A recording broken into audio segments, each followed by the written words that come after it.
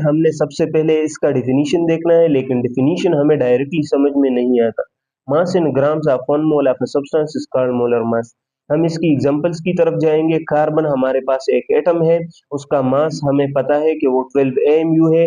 इसी मास को अगर हम शिफ्ट कर दे 12 ग्राम्स में, सिर्फ इसके साथ ग्राम्स लगा ले, तो हमें पता है कि ये हमारे पास जो मास आ गया, ये 1 मोल ऑफ अ सब्सटेंस का मास है।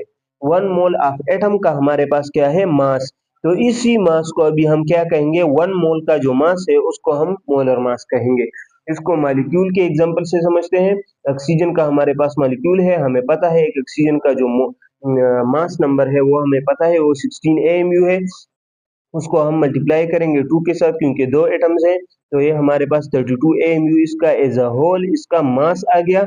और इसी को हम शिफ्ट करेंगे ग्राम्स में, क्योंकि हमने 1 मोल ऑफ मॉलिक्यूल का हमने मास फाइंड करना है। ये अभी हमारे पास मास कितना है, 1 मोल का। तो ये 1 मोल का जो मास है, इसी को हम कहते हैं कि ये क्या है, मोलर मास। और इसी तरह कंपाउंड है हमारे पास। कंपाउंड हमारे पास H2SO4 है।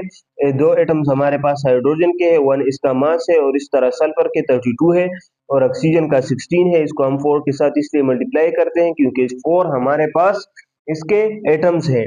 और इन सब को मल्टीप्लाई करने के बाद जो भी हमारे पास आएगा वो इसका क्या होगा, इस मालिक्यूल इस कंपाउंड का हमारे पास मास होगा। उसी को हम शिफ्ट करेंगे ग्राम्स में, क्योंकि हमने 1 मोल ऑफ कंपाउंड का मास फाइंड करना होगा, और इसी को हम कहेंगे क्या, मोलर मास। अभी हमने फार्मूला यूनिट का मास फाइंड करना है। NaCl है हमारे पास 23 AMU, हमारे पास Na का है, और Cl का हमारे पास 35.5 AMU है। इन दोनों को हम प्लस करेंगे, हमारे पास पूरे फार्मूला यूनिट का मास आ जाएगा। और इसी मास को जब हम शिफ्ट करेंगे ग्राम्स में, तो ये ग्राम्स में जो मास आ गया वो हमारे पास किसका मास है, 1 मोल ऑफ फार्मूला यूनिट का मास है। ये 1 मोल ऑफ फार्मूला यूनिट का जो मास है, इसी को हम फिर क्या कहते हैं, मोलर मास। तो अभी हम डिफिनीशन को देखते हैं। Mass in grams of 1 mole of a substance is called molar mass.